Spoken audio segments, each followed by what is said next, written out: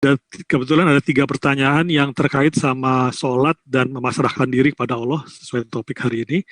Pertama dari Ibu Karini. Ini karena pertanyaan terkait sholat, maka saya gabungkan. Assalamualaikum warahmatullahi wabarakatuh, Prof. Mohon penjelasan, apakah pada sujud terakhir pada sholat fardu bisa ditambah bacaan lain dengan bahasa daerah? Yang kedua adalah dari Ibu Eli Sinaga, terkait sholat juga. Assalamualaikum warahmatullahi wabarakatuh, Prof. Saya memang selalu merasa resah, merasa banyak dosa karena dalam sholat selalu ada saja pikiran dalam benak ini, bahkan sampai bisa lupa rakaat.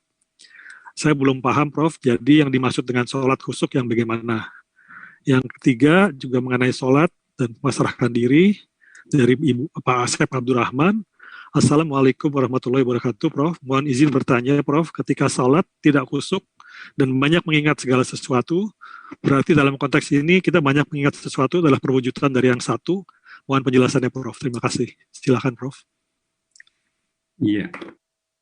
Boleh kita tambahkan doa dalam sujud terakhir, nggak apa-apa. Tapi sebaiknya jangan diucapkan, cukup dalam hati Bapak Ibu. Karena kan dalam persyaratan fikih itu kita nggak boleh bercakap-cakap selain bahasa Al-Quran atau bahasa Arab ya. Nggak boleh bahasa Indonesia dalam dalam sholat. Itu sepakat para ulama itu. Maka itu kalau ingin berdoa di sujud terakhirnya boleh, tapi ungkapkan ad-du'a'u bil lisanil hal, laisa bid-du'a bil lisanil maqal. Ungkapkan dalam bahasa batin, tidak dengan bahasa mulut. Ya. Kenapa? Karena sebagian ulama fikih mengatakan bila bercampur satu bahasa lain selain bahasa hadis, bahasa Quran, bahasa Arab, maka itu bisa membatalkan sholat. Jadi jaga-jaga saja supaya tidak batal sholat kita. Ya, walaupun secara pribadi sebetulnya terserah Allah. Ya, aku nggak tahu. Tiba-tiba saya berdoa dalam bahasa Indonesia atau bahasa daerah dalam sholat. Batal nggak sholat? Aku tidak peduli batal atau tidak batal. Ada ungkapan hatiku spontanitas kepadamu ya Allah. Maka itu kalau ingin berdoa di dalam sujud, jangan berdoa sujudnya di dalam sholat fardu. Berdoalah dalam sholat hajat, karena kalau itu nanti rusak, tidak mengurangi kewajiban kita, karena sholat hajat itu sunat kan. Kalau sholat fardu itu wajib. Jadi jangan mengganggu originalitas sholatnya dengan bahasa daerah, bahasa Indonesia dalam sujud terakhir sekalipun. Cukup dalam hati. Kalau mau ya ungkapkan sampai bersuara macam-macam, mungkin nangis ya, meratapi dosa masa lampaunya, astagfirullah. Nah itu ungkapkanlah dalam sholat lain, jangan di sholat fardu. Ya hampir sama pertanyaannya tadi itu, bagaimana mendapatkan khusyuk ini? Apa sih yang disebut dengan khusyuk?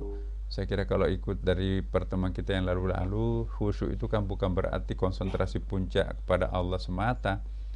Khusyuk itu artinya menyerahkan diri kita. How to aware, bagaimana menyadari diri kita itu we are nothing, kita itu nggak ada. On the front of God, di hadapan Allah kita itu nggak ada. Serahkan dirinya kepada Allah, itu sudah khusyuk itu. Ya kan nggak mungkin kita, tidak manusiawi salat itu kalau kita akan menghilangkan semua. Ya tetaplah apa adanya, tetapi kita serahkan diri kita kepada Allah. Ya Allah, inilah hambamu, kemampuannya seperti ini. Mungkin kita juga bisa sholatnya seperti Ali bin Abi Thalib, seperti Nabi. Ya, begitu khusyuknya sampai Sayyidina Ali itu patahan anak panah yang sudah infeksi di tumitnya itu. Ya, kata dokternya, tabibnya, kalau ini nggak dicopot, dicabut ini Ali, kakimu akan diamputasi. Oh, saya nggak mau jadi orang cacat, kata Sayyidina Ali. Ya itu harus dicopot. Bagaimana Anda bisa copot? Disentuh saja sakitnya minta ampun. Kalau memang engkau akan cabut, cabutlah nanti ketika saya sedang sholat. Dia sholat 2 rakaat. Ketika dia tahiyat, tabibnya mengerjakan, kakinya itu cabut, itu anak panah itu mengucur darah dan nanah, tidak bergeming Ali sedikit pun. Baru assalamualaikum warahmatullahi wabarakatuh, assalamualaikum. Ali mengatakan, loh kok kenapa nggak dicabut? Loh ini dia nggak rasa sedikit pun. Nah, itu fana tuh. Ya, tidak selamanya sholat itu seperti itu. Kadang-kadang kita juga jujur ya, ada kalanya khusyuk, ada kalanya